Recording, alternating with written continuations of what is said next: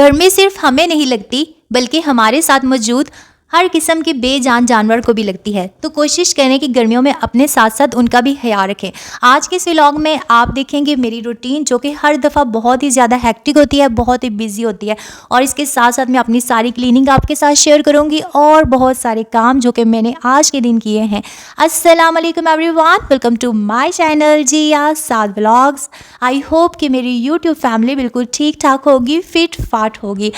सबसे पहले मैं अपनी ऑडियंस के साथ शेयर करूं कि मैं कहाँ बिजी थी। बहुत ही हेक्टिक रूटीन थी मेरी, और इसके साथ साथ आपको पता है जंग के हालात पैदा हो गए थे, तो बहुत ही ज़्यादा टेंशन में रही, क्योंकि हमारे ना बहुत सारे बल्कि मोस्टली हमारे जो रिलेटिव्स हैं ना वो कश्मीर वाले एरिया में हैं, तो वहाँ पे बहुत ही ज़्यादा जो है वो धमाके हो रहे थे और काफ़ी वीडियोज़ वगैरह ना वो हमें सेंड कर रहे थे। मैं इंशाल्लाह अपने किसी नेक्स्ट व्लॉग में आपके साथ वो सारी वीडियोज़ शेयर करूँगी। जनाब, आपको पता है कि गर्मी जो है ना बहुत ज़्यादा हो गई है, और आज मेरे हस्बैंड जो है ना अपनी बकरियों को नहला रहे थे, तो मैंने उनका ये क्लिप ले लिया और मैंने सोचा मैं अपनी वीडियो में आपके साथ शेयर करूंगी, ताकि मेरी बहुत सारी ऐसी सिस्टर्स जो गांव में रहती हैं और जिन्होंने इस तरह पेट वगैरह रखे होते हैं, तो उनको देख के भी आइडिया हो जाए। और होता है ना कि कुछ सम टाइम हम काम तो करते हैं सब, लेकिन हमें ना फिर किसी को देख कर याद आता है कि हमें ये काम ज़्यादा करना चाहिए या हमें रूटीन से करना चाहिए।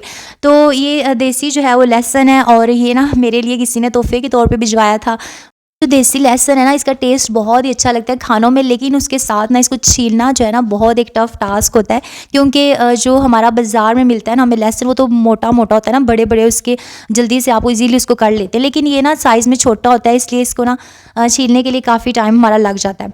तो यहाँ पर ना आज एक तो आंधी आई हुई थी और बारिश भी हुई थी, और ना घर मेरा इतना गंदा हो गया था ना सारे रूम्स, तो मैंने सोचा था कि मैंने अपने सारे रूम्स वॉश करने।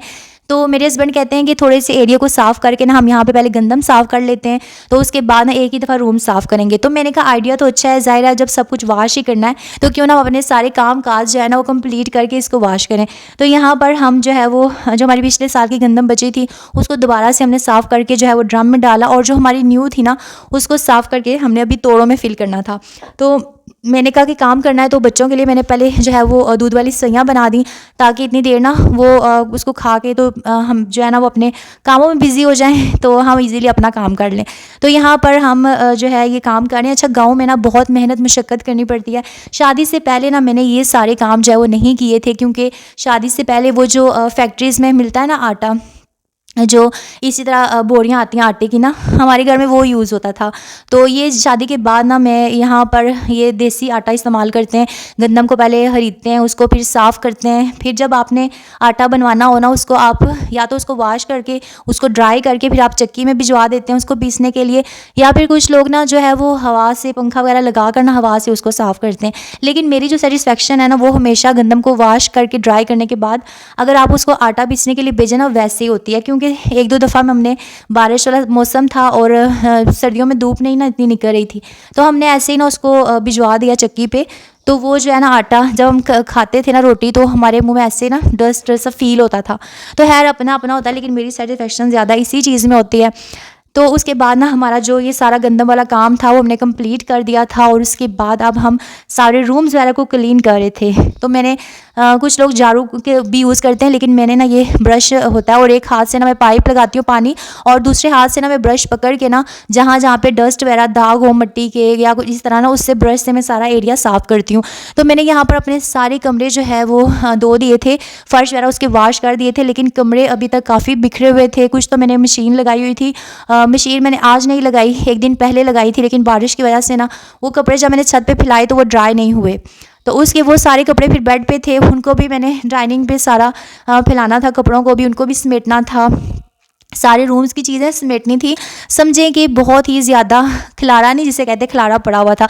और मैंने अम्मी घर भी जाना था किसी काम से, तो मैं चाह रही थी कि ना मैं अपना सारा घर जो है वो नीट क्लीन करके अम्मी के घर जाऊं, क्योंकि जब आप दोबारा अपने घर वापस आते हैं तो आप चाहते हैं कि आपका घर बिल्कुल नीट क्लीन हो। एक तो आप ना कहीं से जब आ रहे हो आप थके हुए होते हैं, और जब आपका घर पहले ही गंदा हो तो उसको देख के आपको मज़ीद कोफत होती है और आपको बहुत ही ज़्यादा थकावट महसूस होती है। तो यहाँ पर देखें ये हमारा बेडरूम है, मैंने इसको भी ये कुछ देर पहले आपने देखा था इसका क्या हशर था। तो मैंने ना इसकी बेडशीट जो है वो सेट करके रख दिया है और ये सारा रूम मैंने सेट कर दिया है। हमारे ये 2 रूम्स रहते हैं जिसमें अभी हमने मार्बल नहीं लगवाया, तो इंशाल्लाह अल्लाह ताला ने तौफीक दी तो हम ज़रूर लगवाएंगे।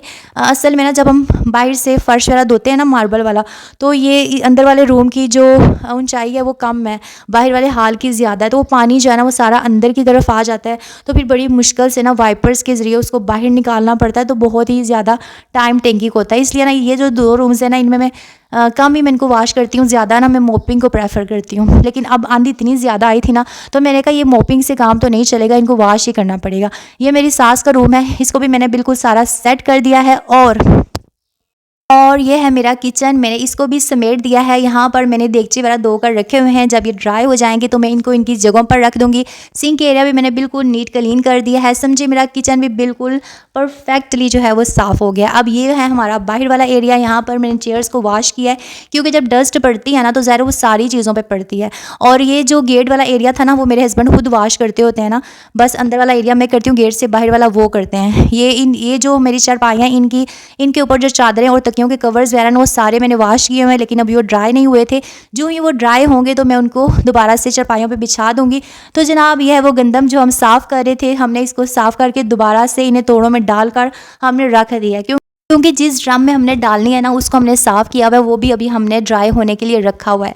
तो जनाब सारा घर साफ़ कर लिया, सब कुछ कर लिया, तो मैंने सोचा मैंने खुद को नीट नहीं करना, तो मैंने अपना ड्रेस यहाँ पर निकाला, मैंने शावर लिया और अब मैं भी बिल्कुल फ्रेश हो गई हूँ। और जब आपका घर नीट और क्लीन हो और उसके साथ जब आप खुद नीट हो तो आपको बहुत ही एक ज़हनी सुकून और इत्मीनान मिलता है।